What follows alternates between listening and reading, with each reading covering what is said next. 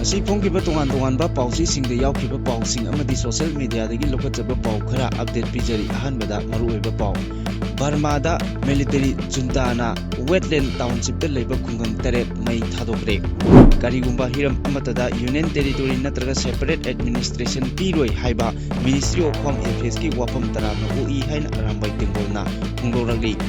Manipurdagi tokai tanaba demand tawriba kuki MLA tara yaudраbasu BJP na anoba lengak ama semnaba khongthang changsilakba yai haina phungdokre None police station manakta khamduna leiba truck singdagi sel muntre gari sing amangada thogalamle mathau ningthina tawdaba None police station gi official sing action logadabani haina union na phungdoragli Sangkai village ki khunja sing amasung bike da group oina lakpa naha singa chauna ungkhatnaba thokre Sangai festival da artist sing saruk yabiganu haina kimax na phungdoragli Litanda kuki singna futharapda bike thoba mioi ani saru sangyang tektuna laikan nagre Manipur gi mafam kayada haujik African swine fever gi laichat leptana sandoragle social media da thagalakpa pau amasung print media da phongba pau gi khenaba khanghanba mathok dai haina phongdoragli Delhi gi car bomb blast da Dr. Umarna thoraga lakpa car dagi pokhaiduna sikhibani haiba sabjana khangba ngamle High Court ki order matungina ZEO ani athubada thabakta hangat hanaba Kuki Students Organization na appeal tawkre rupa crore lising taran thoi changna kumja lising ani kuntaret phawbada Manipur gi highway pumnamak phibam phagat hangadori Haujik pau sandona pijari Myanmar gi Sagang region gi wetland township ki manungda leiba mi taba kungang taret junta lanmi singna mai thadokduna tangoi olankre hairi pau asigi matungina junta lanmi singna makhogi mayokda leiba lal horiba ethnic rebel singbu takthokpagi thorangi makha paksana landa chathaduna rebel sing lotuna leiba kungang taret adu maina tumna thadokibani hairi wetland township ki nongchup thangba saruk singda Myanmar junta lanmina sahi amarom military operation chathaba lepluraba tungda township aduda leiriba mafamsing ethnic group singna khudum chankhibani wetland information network na handak Myanmar junta lanmi singna makhoigi military operation sing chathaba horakibadagi town sing aduda leiba kungang sing aki tujungbaga loinana mafam adu thadoktuna chenakhre hairi Ministry of Home Affairs ki maikaidagi Manipur gi territorial integrity bu safeguard tawriba Manipur gi historical foundation bu mayek sengna khangbiduna karigumba phibam amatada nauna union territory natraga separate administration semloi haibagi chapchaba phirep thamkhiba adugi damakta arambai tengol gi maikaidagi taramna ui amasung thagatpa phongdu I haina loop asigi PRO Robin Mangang khwairakpamna thadorokpa chirol amana hairi chirol asina makhatan hai Ministry of Home Affairs na issue tawrakiba clarification amagi matung ina Manipur bu machet tana thugaiduna separate administration semba natraga union territory sembagi wakhalon asi sogate haina Kuki Zo group singda chapchana khanghan khibaga loinana ministry asigi maigaidagi Haujik leiriba government asigi matamda adugumba makhalgi plan amata leite loinana Manipur gi territorial natraga administrative framework nongna semdok sadokpagi wafam amata leite haina mayek sengna thamkhiba adu Manipur gi history socio-cultural framework amasung Manipur thugaina ba honabada leigadaba legal complexity sing adu mayek sengna khangmani haina lawi lamdam asida makhal amatagi check amata tawdana changsillakhibadagi demographic imbalance natraga samaj ki oina tangdu leitadaba thohaliba refugee amasung illegal immigrant sing asi masak khangdoknabagi damakta NRC chana hanaba arambai tengol gi maikaidagi matam pumnamakta taksinduna lakli Hairiba maru oiriba issue sing asi thabak oina pangthoklaba khaktada lamdam asida leminariba indigenous community singi marakta hanagumna nungsi chanana machin manau oina amasung punna leminaba oithokani arambai tengolgi maikaidagi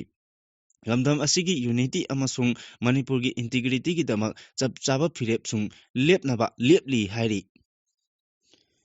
Chaliba tha asigi aroiba phawbada Manipurda anokba lengak ama leiba yai chahi asigi February 13 dagi thamlakhiba president rule gi matam loisilaklabaga loinana BJP na state asida lengak ama lehanaba sem sari haina paw amana phongdokli Panba yabadi Sahi Asigi February Tarahumdoi Tamlakliba President Rule Asi Sahi Asigi August Tarahumdoi Taruk Amaga Sangdoktuna Lakibani Pau Asigi Matung Ina National Emergency Natana President Rule Sahi Amagi Matakta Sangdokpa Haiba Asi legally Sumdaba Maramna Centergi Mapamda Pambai Lesilaktabagalonana Manipurda Hauji Animated suspended Tamliba Langak Asi Hingat Hanba Natraga Inong Nova Assembly gi Mikal Ama Pangto Kadra Haibadu Wahang Oinari Pawgi Likun Amagi Matungina Manipurdi Tokaina Tanaba demand Toriba Kuki MLA Tara Asi Yaudrabasu BJP na Manipurda Anoba Langak Ama Sem Nabagi Sangsilakpa Yai Haidi Masigi Manungsana Naga MLA Sing Amasung NPP Galunana Langak Sem Nabagi Masing Legani Haina BJP na Thajaba Thamli Nakal Amaromdana Bihargi Assembly Mikal Loikibaga Loinana Center the Ladiba BJP gi Lusingba Singna Manipurda Mai Onsilaktuna State Asida Anuba Lengak Ama Thamba Romda Mai Onsilakpa Yai Haina Tajanari Amaromda Election Commission of India gi Maiki Degisu State Asida Hauzik Uriba Pibam Asina Mikal Pangthokpada Kudong Charoidaba Lei Haina Phongdokle State Asida Emergency Lauthokpa Leitaba Amadi ECI gi Maiki Degisu State Asida Mikal Pangthokpada Kudong Charoidaba Kaya Leiba Maramna Centerna Manipurda Lengak Ama Semnaba Honarakani Haibagi Chauna Thajaba Adu Lei Haidi Masigi Khudam Oina Bihar gi Mikal Hek Loikibaga BJP na Center ki Lusingba BL Santos amadi Samit Patra Anina Imfalda Thunglakiba Asi State Asigi Political gi Achauba Turning Point ama oiraba yai haina panari loinana Manipur gi Hanagi Chief Minister N Biren nasu Lusingba Anigi Handaki Manipur Khongchat Asi Icham Chamba Khongchat ama natte haina Lengak Sembaga Mari Lenana Nakoinana Phongdokpa Laikibani Jiri Bamdagi Pochai Puraga Imphal Tamna Tholakadaba Truck Sing None Police Station Mamangda Khamduna Leiringaida Sakangdaba Singna Sel Munkibaga Loinana Gari Sing Amangata Tholam Lehari Thodo Asi All Manipur Road Transport Drivers and Motor Workers Union gi Makedigi Yaninda Pongdoropaga Loinana Mathau Ningthina Tawgidaba None Police Station gi Mari Leinaba Official Singi Matakta Department na Action Logadabani Haina Union Asigi General Secretary Maimom Anil Maitaina Taksilagli Presna Phongba Pawgi Matung ina Truck Sing adu Court P Dabagi Imphal Tamna Thorakpada Kudong Charoidaba Thorakpa Yabana Maram Oraga Mafam Aduda Ahin Yarektuna Leibani Haidi Adubu Maruti Suzuki Alto car Amada Lakpa Masak Khangdaba Miyoi Kharana Kihan Khanganduna Driver Sing Adudagi Sel Mun Kibaga Loinana Truck Amagi Mamangi Mingsel Thugairam Ki Haidi Thogok Adugi Pau Pinaba None Police ta Telephone Tawada Parak Tabadagi District Asigi SP da Phone Tawadagi None Police ki Kangbu Laktuna Yengsin Ki Haidi Adubu Hauzik Phawagi Oina Chenaba Miyoi Amata Phaba Ngamdri Driver Singdagi Sel Munkiba Sing Adu Masak Khangba Ngamhaudrabasu Makhoina Tonglakiba car Adugi Registration number MN06L5813 ni Haidi car Adugi registration number Adu Transport Department da Sanglaga Yenglubada passenger puba Magic truck amagi number oiramle Haidi Thodo Adugi Matangda MG Avenue da Labor All Manipur Road Transport Drivers and Motor Workers Union gi Office da Pangthokiba Pawgi Mifam Amada Union Asigi General Secretary Maimom Anil na Makata na Hai None Police Station gi Mityeng Makada Khamduna Leiba Truck Singdagi Sel Munkiba Driver Sing Phuba Chaiba Amadi Gari Sing Amangata Thogalamba Yaningde Ngarang Ahing Nongyai Pau Hek Phangbaga Union Asigi Maikidagi Mari Lenaba Police Station ki Official Singa Pau Phaunanaba Honabada Phone Amata Paikhalak Asimak Nongaite Home Department Amasung Manipur Lengana Driver Singbo Akanba Security ki Section Thoranga Lunana Lamdamasigi Nomagi Changdaba Yadraba Polam Sing Pusilagli Haina Lauri Adubu Thabak Oina Paikhataba Highway the Thabak Tokzaba Driver Singbo Maranai Oina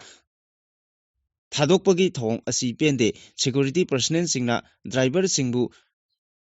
Thawoina Khanbidaba Asi Yamna Aranba Amani Haina Su Phongdoki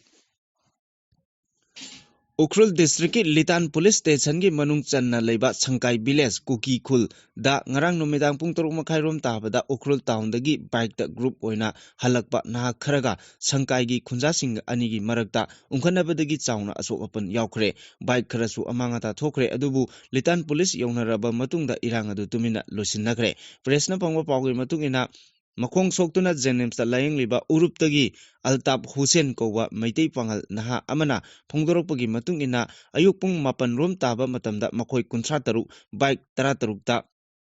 Imphaldagi ukrul moba kem yengba chatki mafam adudagi chak charaba matungda halakbagi lambi da makoi bike khara hana sangkai khul manakta litan area da numidang pung 3 makai rom tabada yoraki mafam aduda khamlaga lakhoba singa punna hannaba ngahak ngainaduna laiki matam aduda khunja khara thoroklaga makhoi gi maming hangbaga loinana kadaida karigi chatlubano kadaidagi lakpano haiba wahang pang toraki matam aduda makoina aikhoi maitei pangal singni manipur muslim ngaktani imphaldagi lakpani haina masak thaki adubu minute kharagi matungda loud speaker sizinaduna makoigi lolda karigumba khara haikraba matung miyam thoraktuna makoida nung thajilakpa amadi chaina attack torokpa horaki khara amana mafam adudagi nanthoklaga chenkraga miyoi mapanna khunja sing aduna faraba matungda litan police da sinaki thawdok aduda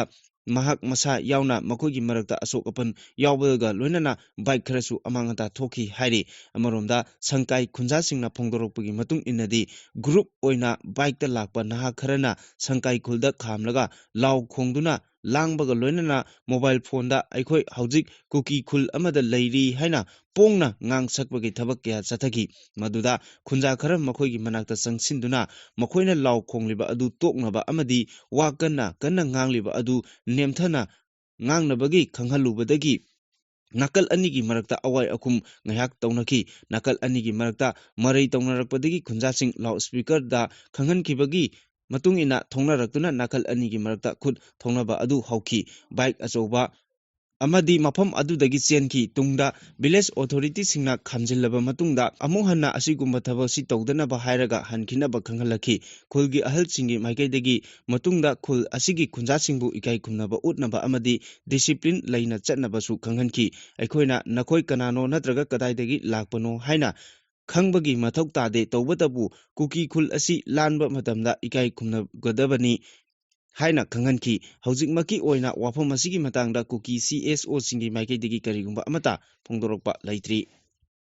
khunne ada mina chaibuda du bhapti ta phomni tokpuni ne no enga usuna tre aga mi saurakpada chin musu muka leira mi soksu muka sokre ujo hospitalize tawni ko siba hingma tamangamne ko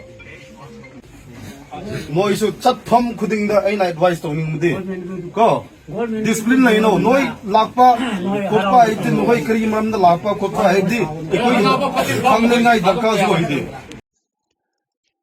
Lengangna pangthokani thaurangliba sangai festival asida artist sing saruk yabiganu haina kanglei indigenous martial art and culture society na thadorokpa chirol amana khangalagli comics ki thadorokpa chirol amana hai kumja lisingani kulumdogi me ohumdagi holduna isagi iramdam asida khusemgi lanjena handuna miyoi lising kaya hojik phawba mafam marang khangdana relief camp da ajoba chaitheng khanglinge cherak asida PR lengangna pangthoknaba thauranglakliba manipur sangai festival asibu tawdanaba IDP sing lamdamasigi apunba loop kayana amadi kokomi amasung tongan tongan ba loop kayana thamlakhiba asibu saugatkani Kimix ki apunbagi thangta jagoi isai nachanabi ka hendana yokhatnaba amadi malemgi miyamda khangan hongnanaba honariba culture loop amani loop asina sangai festival nungpangi oiba thabak thorom kayabudi hek horakpadagi hona saugatuna lagli lamdam asigi culture performer artist community kayagi achoba platform ama ohelli haiba loop asina munna khangi tawbadabu lamdam asida leiriba kanglup phurup kayaga mari lainana pangthokpa natchanabi lainingi thorom amadi natte thorom kaya pangthokle haibadabu lengangna sangai festival tongnaba honarakpa asidi achumba thorang oiroi sangai festival natchanabi laininga mari lainaba thorom natte lengangna handak sahi lisingani kunmanga gi oina pangthokani haina langliba asidi khwaidigi maram chadaba amani haina Kimix na lawi tampak lamdam asida lanjelakliba halaman ichin inaw mahiroi angang miyoi lising kaya kayana relief camp singda lairiba asi mafam chana lainaba mapung phana honagadabani manipur gi tampak amasung singa tainaba lam kaya changba yadana thamliba asi yarabara maru oiba highway lambi da miyoi chathok chasin toba yarabara miyamda kari insurance piragano sangai festival tongnaba honariba hariba wahangsing asigi paukhum lengangna pigedabani pinaba wafam thamgibaga loinana sangai festival da sizinnagadaba ꯌꯥꯝꯂꯕ ꯁꯦꯟꯐꯝꯁꯤꯡ ꯑꯗꯨ IDPꯁꯤꯡꯒꯤ ꯆꯪꯗꯕ ꯌꯥꯗ꯭ꯔꯕ ꯍꯤꯔꯝꯁꯤꯡꯗ ꯁꯤꯖꯤꯟꯅꯕꯅ ꯍꯦꯟꯅ ꯃꯔꯝ ꯆꯥꯒꯅꯤ ꯍꯥꯏꯅ ꯂꯧꯏ ꯍꯧꯈꯤꯕ ꯁꯉꯥꯏ ꯐꯦꯁꯇꯤꯚꯦꯜ ꯀꯌꯥꯗ ꯃꯅꯤꯄꯨꯔꯒꯤ ꯀꯜꯆꯔꯦꯜ ꯄꯔꯐꯣꯔꯃꯔ ꯑꯥꯔꯇꯤꯁ ꯀꯌꯥꯅ ꯑꯆꯧꯕ ꯊꯧꯗꯥꯡ ꯂꯧꯗꯨꯅ ꯂꯥꯛꯈꯤꯕꯅꯤ ꯇꯨꯡꯗꯁꯨ ꯂꯧꯔꯛꯈꯤꯒꯅꯤ ꯂꯝꯗꯝ ꯑꯁꯤꯒꯤ ꯁꯛꯌꯦꯡ ꯃꯤꯡꯁꯦꯜ ꯑꯣꯏꯗꯨꯅ ꯃꯥꯂꯦꯝꯗ ꯁꯛ ꯇꯥꯛꯇꯨꯅ ꯂꯥꯛꯂꯕꯅꯤ ꯍꯥꯏꯕꯁꯤ ꯃꯤꯌꯥꯝꯅ ꯈꯪꯅꯔꯕ ꯋꯥꯐꯝ ꯉꯥꯛꯇꯅꯤ ꯂꯩꯕꯥꯛꯀꯤ ꯑꯣꯏꯅ ꯑꯔꯨꯕ ꯇꯥꯡꯀꯛ ꯀꯌꯥ ꯂꯥꯛꯄꯗꯁꯨ sacrifice ꯇꯧꯔꯛꯈꯤꯕ ꯉꯥꯛꯇꯅꯤ ꯃꯔꯝ ꯑꯁꯤꯅ ꯁꯉꯥꯏ ꯐꯦꯁꯇꯤꯚꯦꯜ ꯁꯔꯨꯛ ꯌꯥꯕ ꯂꯥꯛꯀꯗꯕ ꯑꯥꯔꯇꯤꯁꯁꯤꯡ ꯄꯔꯐꯣꯔꯃꯔ ꯄꯨꯝꯅꯃꯛꯅ ꯂꯦꯞꯃꯤꯟꯅꯁꯤ ꯍꯥꯏꯅ ꯑꯄꯤꯜ ꯇꯧꯔꯛꯂꯤ ꯎꯈ꯭ꯔꯨꯜ ꯗꯤꯁꯇ꯭ꯔꯤꯛꯀꯤ ꯂꯤꯇꯥꯟ ꯃꯅꯥꯛꯇ ꯅꯨꯃꯤꯗꯥꯡ ꯋꯥꯏꯔꯝ ꯄꯨꯡ 6:30 ꯇꯥꯕꯗ ꯕꯥꯏꯛ ꯊꯧꯗꯨꯅ ꯆꯠꯄ ꯃꯩꯇꯩ ꯄꯥꯡꯒꯜꯁꯤꯡꯒꯤ ꯇꯤꯝ ꯑꯃꯗ ꯀꯨꯀꯤꯁꯤꯡꯅ ꯐꯨꯊꯔꯛꯄꯗ ꯃꯤꯑꯣꯏ 2 ꯁꯔꯨ ꯆꯌꯥꯡ ꯇꯦꯛꯄ ꯃꯈꯩ ꯁꯣꯛꯄꯗꯒꯤ ꯂꯥꯏꯀꯠꯅꯈ꯭ꯔꯦ ꯔꯤꯄꯣꯔꯠ ꯑꯃꯒꯤ ꯃꯇꯨꯡ ꯏꯟꯅ ꯃꯤꯑꯣꯏ 32ꯅ ꯕꯥꯏꯛ 13ꯇ ꯎꯈ꯭ꯔꯨꯜꯒꯤ ꯃꯣꯚꯥ ꯀꯦꯐ ꯆꯠꯂꯨꯔꯕ ꯃꯇꯨꯡꯗ ꯍꯜꯂꯛꯄꯒꯤ ꯂꯝꯕꯤꯗ ꯊꯧꯗꯣꯛ ꯑꯁꯤ ꯊꯣꯛꯈꯤꯕꯅꯤ ꯃꯤꯑꯣꯏꯁꯤꯡ ꯑꯗꯨꯅ ꯃꯨꯁꯂꯤꯝꯒꯤ ꯑꯣꯏꯕ ꯔꯥꯏꯗꯔꯁ ꯀ꯭ꯂꯕ ꯑꯃ ꯂꯤꯡꯈꯠꯅꯕꯒꯤ ꯄꯥꯟꯗꯝꯗ ꯎꯈ꯭ꯔꯨꯜꯒꯤ ꯃꯣꯕꯥ ꯀꯦꯐ ꯌꯧꯅ ꯕꯥꯏꯛ ꯊꯧꯗꯨꯅ ꯆꯠꯈꯤꯕꯅꯤ ꯏꯟꯈꯠꯂꯛꯂꯤꯕ ꯅꯍꯥꯁꯤꯡꯕꯨ ꯃꯌꯥꯏ ꯀꯥꯕ ꯆꯤꯟꯖꯥꯛ ꯅꯠꯇ꯭ꯔꯒ ꯗ꯭ꯔꯒꯇꯒꯤ ꯂꯥꯞꯊꯣꯛꯅ ꯂꯩꯍꯟꯅꯕꯒꯤ ꯄꯥꯟꯗꯝꯗ ꯃꯨꯁꯂꯤꯝ ꯔꯥꯏꯗꯔ ꯀ꯭ꯂꯕ ꯑꯃ ꯂꯤꯡꯈꯠꯅꯕꯒꯤ ꯊꯧꯔꯥꯡ ꯂꯧꯈꯠꯂꯛꯄꯅꯤ ꯍꯥꯏꯔꯤ ꯃꯨꯁꯂꯤꯝꯁꯤꯡ ꯑꯗꯨꯅ ꯎꯈ꯭ꯔꯨꯜꯒꯤ ꯃꯣꯕꯥ ꯀꯦꯐ ꯌꯧꯔꯨꯔꯕ ꯃꯇꯨꯡꯗ ꯍꯜꯂꯛꯄꯗ ꯃꯝꯁꯤꯜꯂꯛꯄꯗꯒꯤ ꯂꯤꯇꯥꯟ ꯃꯅꯥꯛꯇ ꯂꯩꯕ ꯗꯨꯀꯥꯟ ꯑꯃꯒꯤ ꯃꯅꯥꯛꯇ ꯉꯥꯏꯍꯥꯛ ꯈꯥꯝꯂꯒ ꯇꯨꯡꯗ ꯂꯥꯛꯄ ꯃꯤꯑꯣꯏꯁꯤꯡ ꯉꯥꯏꯅꯈꯤ ꯃꯇꯥꯡ ꯑꯗꯨꯗ ꯈꯨꯟꯒꯤ ꯑꯍꯜ ꯈꯔ ꯊꯣꯔꯛꯂꯒ ꯀꯔꯤ ꯃꯔꯝꯒꯤ ꯀꯗꯥꯏꯗꯒꯤ ꯃꯐꯝ ꯑꯁꯤꯗ ꯂꯥꯛꯂꯤꯕꯅꯣ ꯑꯃꯁꯨꯡ ꯀꯗꯥꯏꯗꯒꯤ ꯂꯥꯛꯄꯅꯣ ꯍꯥꯏꯕꯅꯆꯤꯡꯕ ꯋꯥꯍꯪ ꯀꯌꯥ ꯍꯪꯕꯒ ꯂꯣꯏꯅꯅ ꯁꯛꯇꯥꯛꯆꯦ ꯄꯨꯊꯣꯛꯅꯕ ꯈꯪꯍꯜꯂꯛꯈꯤ ꯈꯔ ꯋꯥꯔꯤ ꯁꯥꯟꯅꯔꯕ ꯃꯇꯨꯡꯗ ꯎꯈ꯭ꯔꯨꯜꯗꯒꯤ ꯍꯜꯂꯛꯂꯤꯕ ꯃꯤꯑꯣꯏꯁꯤꯡ ꯑꯗꯨꯅ ꯃꯁꯥ ꯃꯁꯥꯒꯤ ꯁꯛꯇꯥꯛꯆꯦ ꯎꯠꯄꯒ ꯂꯣꯏꯅꯅ ꯃꯈꯣꯏ ꯂꯣꯏꯅꯃꯛ ꯏꯝꯐꯥꯜꯗꯒꯤ ꯃꯩꯇꯩ ꯄꯥꯡꯒꯜ ꯉꯥꯛꯇꯅꯤ ꯑꯃꯁꯨꯡ ꯎꯈ꯭ꯔꯨꯜꯗ ꯕꯥꯏꯛ ꯔꯦꯂꯤ ꯑꯃ ꯆꯠꯂꯨꯔꯒ ꯍꯜꯂꯛꯄꯅꯤ ꯍꯥꯏꯅ ꯄꯥꯎꯈꯨꯝ ꯄꯤꯈꯤ ꯃꯤꯀꯨꯞ ꯈꯔꯒꯤ ꯇꯨꯡꯗ ꯈꯨꯡꯒꯪ ꯑꯗꯨꯒꯤ ꯂꯥꯎꯗ ꯁ꯭ꯄꯤꯀꯔꯗ ꯀꯨꯀꯤ ꯃꯔꯣꯜꯗ ꯀꯔꯤꯒꯨꯝꯕ ꯋꯥꯐꯝ ꯈꯔ ꯂꯥꯎꯊꯣꯔꯛꯄ ꯇꯥꯈꯤ ꯏꯀꯥꯟ ꯀꯥꯟꯅꯗꯅ ꯃꯁꯤꯡ ꯌꯥꯝꯂꯕ ꯃꯤꯑꯣꯏ ꯀꯌꯥ ꯅꯨꯡ ꯑꯃꯁꯨꯡ ꯆꯩꯅꯆꯤꯡꯕ ꯄꯥꯏꯗꯨꯅ ꯊꯣꯡꯅꯔꯛꯈꯤꯕꯗꯒꯤ ꯍꯥꯏꯔꯤꯕ ꯊꯧꯗꯣꯛ ꯑꯁꯤ ꯊꯣꯛꯈꯤꯕꯅꯤ ꯍꯥꯏꯔꯤ ꯃꯅꯤꯄꯨꯔꯒꯤ ꯃꯐꯝ ꯑꯌꯥꯝꯕꯗ ꯌꯨꯝꯗ ꯌꯣꯛꯅꯔꯤꯕ ꯑꯣꯛ ꯄꯥꯛ ꯁꯟꯅ ꯁꯤꯔꯛꯄꯒꯤ ꯃꯔꯝ ꯍꯧꯖꯤꯛꯇꯤ ꯆꯞ ꯆꯥꯅ ꯈꯪꯕ ꯉꯝꯂꯦ ꯚꯦꯇꯦꯅꯔꯤ ꯑꯦꯟड ꯑꯦꯅꯤꯃꯦꯜ ꯍꯖꯕꯦꯟꯗꯔꯤ ꯁꯔꯚꯤꯁꯦꯁꯅ ꯇꯦꯁ ꯇꯧꯅꯕ ꯊꯥꯈꯤꯕ sample 3 African swine fever positive ꯑꯣꯏꯔꯦ ꯍꯥꯏꯅ ꯔꯤꯄꯣꯔꯠꯁꯤꯡꯅ ꯊꯥꯔꯛꯈ꯭ꯔꯦ ꯚꯦꯇꯦꯅꯔꯤ ꯑꯦꯟड ꯑꯦꯅꯤꯃꯦꯜ ꯍꯖꯕꯦꯟꯗꯔꯤ ꯁꯔꯚꯤꯁꯦꯁꯀꯤ ꯗꯤꯔꯦꯛꯇꯔ R.K. ꯈꯣꯖꯦꯟꯗ꯭ꯔꯖꯤꯠꯅ ꯊꯥꯗꯣꯔꯛꯄ ꯆꯤꯔꯣꯜ ꯑꯃꯒꯤ ꯃꯇꯨꯡ ꯏꯟꯅ ꯑꯐ꯭ꯔꯤꯀꯥꯟ ꯁ꯭ꯋꯥꯏꯟ ꯐꯤꯚꯔ ꯄꯣꯖꯤꯇꯤꯚ ꯑꯣꯏꯔꯤꯕ ꯁꯦꯝꯄꯜ 3 ꯑꯗꯨ ꯀꯛꯆꯤꯡ ꯗꯤꯁꯇ꯭ꯔꯤꯛꯀꯤ ꯃꯣꯏꯔꯥꯡꯊꯦꯝ ꯂꯩꯀꯥꯏ ꯈꯝꯂꯥꯡꯕ ꯄꯔꯦꯡꯗ ꯂꯩꯕ M. ꯕꯥꯔꯨꯟ ꯀꯨꯃꯥꯔ ꯀꯛꯆꯤꯡ ꯇꯨꯔꯦꯜ ꯋꯥꯡꯃꯗ ꯋꯥꯔꯗ ꯅꯝꯕꯔ 5ꯇꯒꯤ M. ꯔꯥꯃꯥꯅꯟꯗ ꯑꯃꯁꯨꯡ ꯆꯨꯔꯆꯥꯟꯄꯨꯔ ꯗꯤꯁꯇ꯭ꯔꯤꯛꯀꯤ ꯀꯪꯕꯥꯏ ꯚꯤꯂꯦꯖꯇꯒꯤ ꯈꯥꯏꯃꯣꯝꯗꯒꯤ ꯐꯪꯈꯤꯕ ꯑꯁꯤꯕ ꯑꯣꯛꯁꯤꯡꯅꯤ ꯍꯥꯏꯔꯤꯕ ꯂꯥꯏꯆꯠ ꯑꯁꯤ ꯑꯣꯛꯇ ꯌꯥꯝꯅ ꯁꯥꯊꯤꯕ ꯂꯥꯏꯑꯣꯡ ꯉꯥꯛꯇꯅꯤ ꯂꯥꯏꯆꯠ ꯉꯥꯛꯇꯅꯤ ꯅꯥꯈ꯭ꯔꯒꯗꯤ ꯁꯤꯕꯒꯤ ꯆꯥꯡ ꯌꯥꯝꯅ ꯋꯥꯡꯏ ꯑꯗꯨꯝ ꯑꯣꯏꯅꯃꯛ ꯂꯩꯅꯥ ꯑꯁꯤ ꯃꯤꯑꯣꯏꯕꯗꯗꯤ ꯂꯧꯅꯕ ꯉꯝꯗꯦ ꯂꯥꯏꯆꯠ ꯑꯁꯤ ꯂꯥꯛꯁꯤꯟꯅꯕ ꯊꯕꯛ ꯂꯧꯈꯠꯄ ꯍꯧꯔꯦ ꯍꯥꯏꯔꯤ ꯁꯣꯁꯤꯌꯦꯜ ꯃꯤꯗꯤꯌꯥꯗ ꯊꯥꯒꯠꯂꯛꯄ ꯄꯥꯎ ꯑꯃꯁꯨꯡ ꯄ꯭ꯔꯤꯟ ꯑꯃꯁꯨꯡ ꯏꯂꯦꯛꯇ꯭ꯔꯣꯅꯤꯛ ꯃꯤꯗꯤꯌꯥꯗ ꯐꯣꯡꯂꯤꯕ ꯄꯥꯎ ꯑꯅꯤ ꯑꯁꯤꯒꯤ ꯈꯦꯠꯅꯕ ꯑꯁꯤ ꯃꯤꯌꯥꯝꯗ ꯃꯃꯨꯠ ꯇꯥꯅ ꯈꯪꯍꯟꯕ ꯑꯝꯖꯨ ꯑꯃꯁꯨꯡ ꯑꯦꯗꯤꯇꯔ ꯒꯤꯜꯁ ꯃꯅꯤꯄꯨꯔꯅ ꯑꯦꯋꯥꯔꯅꯦꯁ ꯄ꯭ꯔꯣꯒ꯭ꯔꯥꯝ ꯄꯥꯡꯊꯣꯛꯄꯒꯤ ꯃꯊꯧ ꯇꯥꯏ ꯍꯥꯏꯅ PIB ꯔꯤꯖꯅꯦꯜ ꯑꯣꯐꯤꯁꯅ ꯁꯤꯟꯗꯨꯅ ꯉꯁꯤ ꯏꯝꯐꯥꯜ ꯍꯣꯇꯦꯜꯗ ꯄꯥꯡꯊꯣꯛꯈꯤꯕ ꯃꯤꯗꯤꯌꯥ ꯋꯥꯔꯛꯁꯣꯞ ꯑꯃꯗ DIPRꯒꯤ ꯗꯤꯔꯦꯛꯇꯔ ꯉꯥꯉꯣꯝ ꯎꯇꯝꯅ ꯐꯣꯡꯗꯣꯛꯈ꯭ꯔꯦ ꯂꯝꯗꯝ ꯑꯁꯤꯒꯤ art and culture youth affairs and sports cyber security ꯑꯦꯋꯥꯔꯅꯦꯁꯇ ꯌꯨꯝꯐꯝ ꯑꯣꯏꯔꯒ ꯄꯥꯡꯊꯣꯛꯈꯤꯕ ꯃꯤꯗꯤꯌꯥ ꯋꯥꯔꯛꯁꯣꯞ ꯑꯗꯨꯗ ꯗꯤꯔꯦꯛꯇꯔ NG ꯎꯇꯝꯅ ꯃꯈꯥ ꯇꯥꯅ ꯍꯥꯏ ꯁꯣꯁꯤꯌꯦꯜ ꯃꯤꯗꯤꯌꯥꯗ ꯈꯨꯗꯛꯀꯤ ꯑꯣꯏꯕ ꯄꯥꯎ ꯀꯌꯥ ꯊꯥꯒꯠꯂꯕꯁꯨ ꯍꯥꯏꯔꯤꯕ ꯄꯥꯎ ꯑꯗꯨ ꯃꯔꯤꯛ ꯆꯨꯝꯗꯕ ꯑꯃꯁꯨꯡ ꯃꯗꯨꯅ ꯃꯔꯝ ꯑꯣꯏꯔꯒ ꯄꯥꯝꯗꯕ ꯊꯧꯗꯣꯛ ꯀꯌꯥ ꯊꯣꯛꯂꯛꯅꯕꯒꯤ ꯃꯆꯥꯛ ꯀꯌꯥ ꯌꯥꯎꯔꯤ ꯃꯔꯝ ꯑꯗꯨꯅ ꯅꯤꯡꯊꯤꯅ ꯔꯦꯖꯤꯁꯇꯥꯔ ꯇꯧꯗꯨꯅ ꯐꯣꯡꯂꯤꯕ ꯄ꯭ꯔꯤꯟ ꯑꯃꯁꯨꯡ ꯃꯤꯗꯤꯌꯥ ꯐꯥꯔꯝꯁꯤꯡꯅ ꯄꯨꯊꯣꯛꯂꯤꯕ ꯄꯥꯎꯁꯤꯡ ꯑꯁꯤꯗ ꯃꯤꯌꯥꯝꯅ ꯍꯦꯟꯅ ꯊꯥꯖꯕ ꯊꯝꯕꯒꯤ ꯇꯉꯥꯏꯐꯗꯕ ꯂꯩ ꯃꯈꯣꯏꯅ ꯐꯣꯡꯂꯤꯕ ꯄꯥꯎꯁꯤꯡ ꯑꯗꯨ ꯀꯔꯤꯒꯨꯝꯕ ꯑꯔꯥꯟꯕ ꯌꯥꯎꯔꯛꯄ ꯃꯇꯝꯗ ꯖꯦꯜꯗ ꯐꯥꯎꯕ ꯆꯪꯕ ꯌꯥꯕꯒꯤ ꯐꯤꯚꯝ ꯂꯩꯔꯤꯕꯅꯤ ꯃꯔꯝ ꯑꯗꯨꯅ ꯄ꯭ꯔꯤꯟ ꯑꯃꯁꯨꯡ ꯏꯂꯦꯛꯇ꯭ꯔꯣꯅꯤꯛ ꯃꯤꯗꯤꯌꯥꯁꯤꯡꯒꯤ ꯑꯣꯏꯅꯗꯤ ꯃꯁꯤꯒꯤ ꯂꯦꯚꯦꯜ ꯑꯣꯐ ꯇ꯭ꯔꯥꯟꯁꯄꯦꯔꯦꯟꯁꯤ ꯅꯠꯇ꯭ꯔꯒ ꯑꯦꯀꯥꯎꯟꯇꯦꯕꯤꯂꯤꯇꯤ ꯅꯤꯡꯊꯤꯅ ꯂꯩꯔꯕꯁꯨ ꯁꯣꯁꯤꯌꯦꯜ ꯃꯤꯗꯤꯌꯥꯒꯤ ꯑꯣꯏꯅꯗꯤ ꯂꯩꯇꯦ ꯃꯗꯨꯗ ꯃꯈꯣꯏꯅ ꯑꯅꯤꯡꯕ ꯈꯔ ꯂꯩꯔꯝꯕꯗꯤ ꯌꯥꯏ ꯑꯥꯔꯅꯤꯡ ꯈꯔ ꯂꯩꯔꯝꯕꯕꯨꯗꯤ ꯌꯥꯏ ꯃꯥꯂꯦꯝꯒꯤ ꯃꯐꯝ ꯀꯌꯥꯗ ꯊꯣꯛꯂꯤꯕ ꯁꯥꯏꯕꯔ ꯀ꯭ꯔꯥꯏꯝꯒꯤ ꯊꯧꯗꯣꯛ ꯀꯌꯥ ꯑꯁꯤ ꯂꯝꯗꯝ ꯑꯁꯤꯗꯁꯨ ꯌꯧꯁꯤꯜꯂꯛꯂꯦ ꯃꯔꯝ ꯑꯗꯨꯅ ꯃꯤꯌꯥꯝ ꯃꯁꯤꯗꯒꯤ ꯂꯥꯞꯊꯣꯛꯅ ꯃꯤꯀꯨꯞ ꯅꯥꯍꯨꯝ ꯁꯤꯡꯅ ꯂꯩꯕ ꯆꯪꯏ ꯍꯥꯏꯅ ꯐꯣꯡꯗꯣꯔꯛꯂꯤ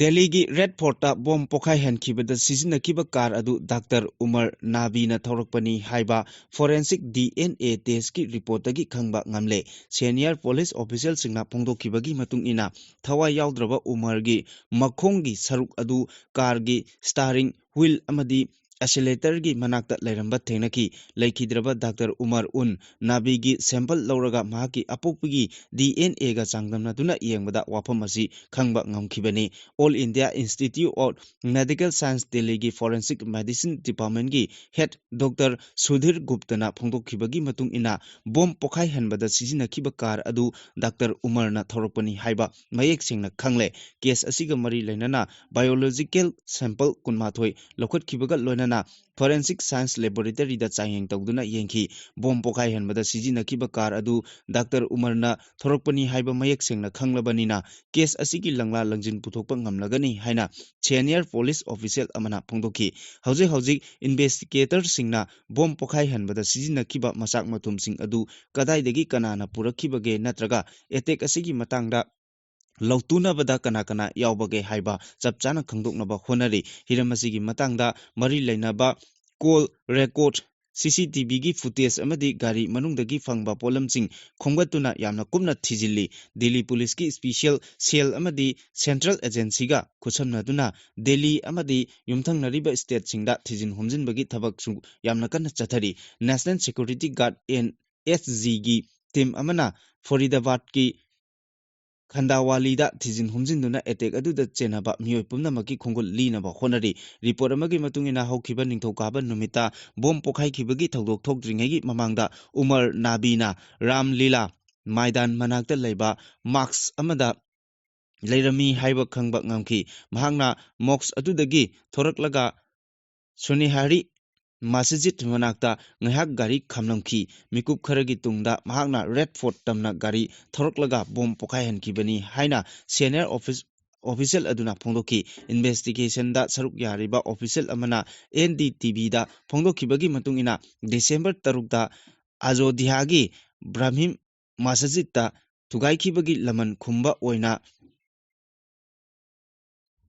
ꯇꯦꯔꯣꯔꯤꯁꯁꯤꯡꯅ ꯀꯥꯔ 32 ꯁꯤꯖꯤꯟꯅꯔꯒ ꯇꯣꯉꯥꯟ ꯇꯣꯉꯥꯟꯕ ꯃꯐꯝꯗ ꯑꯦꯇꯦꯛ ꯆꯠꯊꯅꯕ ꯊꯧꯔꯥꯡ ꯑꯗꯨ ꯂꯧꯈꯠꯂꯝꯕꯅꯤ ꯍꯥꯏꯔꯤ꯫ ꯗꯤꯁꯦꯝꯕꯔ 6ꯇ ꯇꯣꯉꯥꯟ ꯇꯣꯉꯥꯟꯕ ꯃꯐꯝꯁꯤꯡꯗ ꯑꯦꯇꯦꯛ ꯆꯠꯊꯅꯕ ꯍꯣꯠꯅꯔꯕꯁꯨ ꯇꯦꯔꯣꯔꯤꯁꯠ ꯀꯥꯡꯕꯨ ꯑꯗꯨꯒꯤ ꯃꯔꯛꯇꯒꯤ ꯗꯥꯛꯇꯔ ꯌꯥꯎꯅ ꯃꯤꯑꯣꯏ ꯀꯌꯥ ꯐꯥꯈꯤꯕ ꯃꯔꯝꯅ ꯃꯤꯄꯥꯏꯅꯔꯕ ꯇꯦꯔꯣꯔꯤꯁꯠꯁꯤꯡꯅ ꯍꯧꯈꯤꯕ ꯅꯤꯡꯊꯧꯀꯥꯕ ꯅꯨꯃꯤꯠꯇ ꯔꯦꯗ ꯐꯣꯔꯠ ꯃꯅꯥꯛꯇ ꯕꯣꯝ ꯄꯣꯈꯥꯏꯍꯟꯈꯤꯕꯅꯤ ꯍꯥꯏꯅ ꯏꯟꯚꯦꯁꯇꯤꯒꯦꯇꯔꯁꯤꯡꯅ ꯐꯣꯡꯗꯣꯛꯈꯤ꯫ ꯑꯦꯇꯦꯛ ꯆꯠꯊꯕꯗ ꯁꯤꯖꯤꯟꯅꯈꯤꯕ ꯇꯦꯔꯣꯔꯤꯁꯠꯁꯤꯡꯅ ꯇꯣꯉꯥꯟ ꯇꯣꯉꯥꯟꯕ ꯃꯤꯑꯣꯏꯁꯤꯡꯒꯤ ꯑꯃꯟꯕ ꯀꯥꯔꯁꯤꯡ ꯂꯩꯈꯤ ꯍꯥꯏꯕ ꯃꯌꯦꯛ ꯁꯦꯡꯅ ꯈꯪꯕ ꯉꯝꯂꯦ꯫ ꯍꯧꯖꯤꯛ ꯐꯥꯎꯕꯗ ꯏꯟꯚꯦꯁꯇꯤꯒꯦꯇꯔꯁꯤꯡꯅ ꯀꯥꯔ 4 ꯐꯥꯒꯠꯄ ꯉꯝꯂꯦ꯫ ꯍꯥꯏꯔꯤꯕ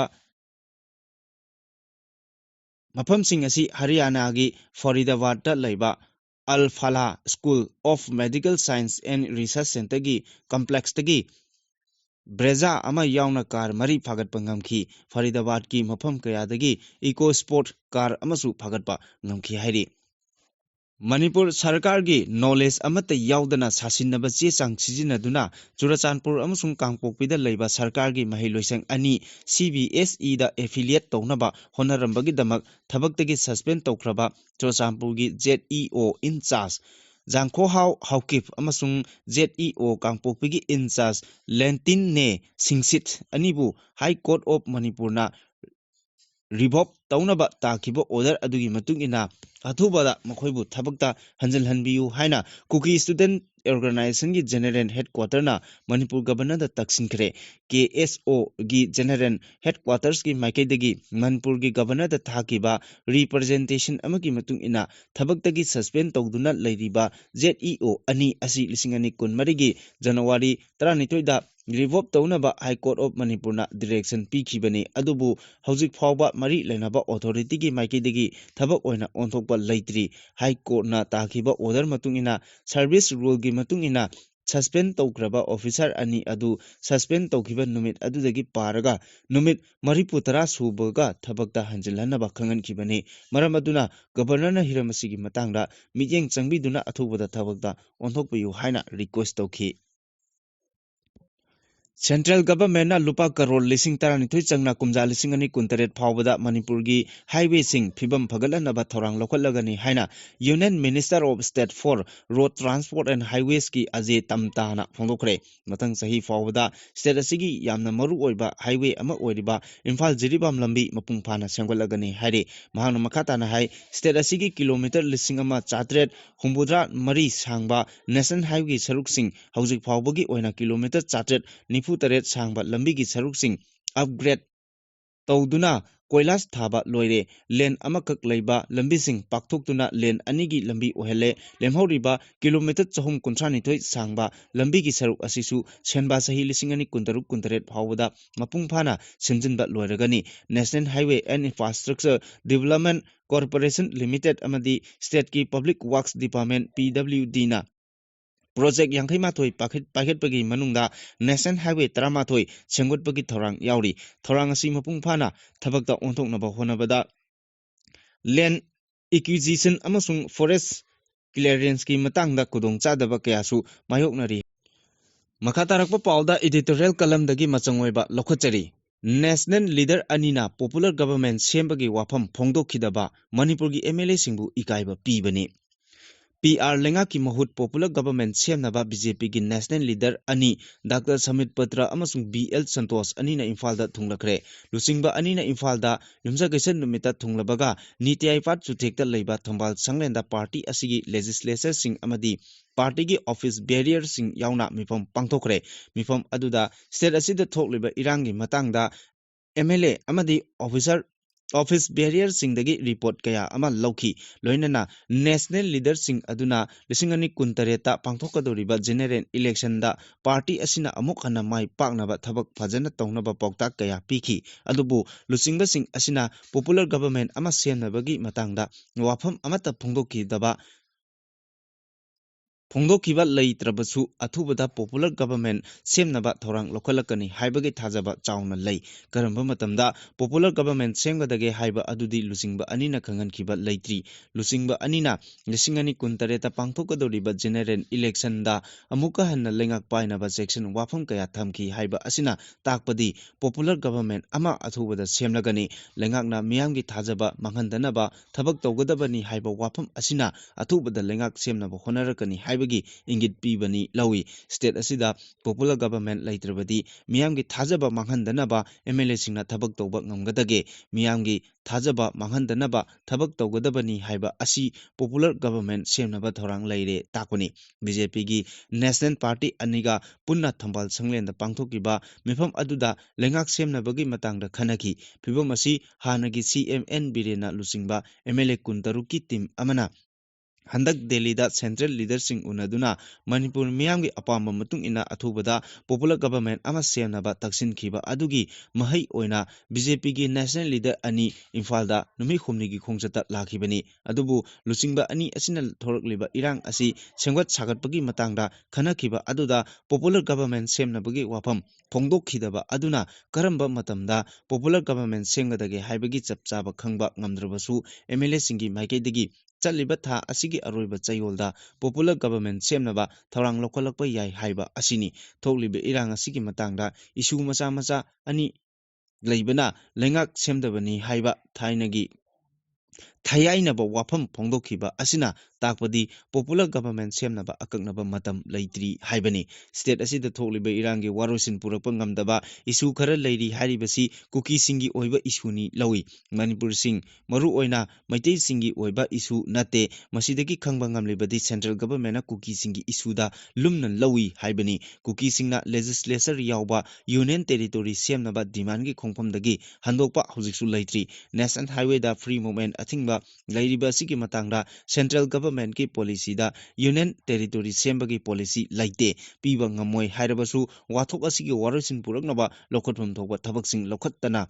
lairiba asi miyamda pungning laita hande matam chana warosin purakpa ngamdaba amadi popular government semba ngamdaba tarabadi BJP na lising ani kuntareta pangthokadoriba general election da amuk hana lengak painabagi thorang kaidongaida mai pakani thajade Makatarakpa aroiba pauda maralgi matung inna chairak PC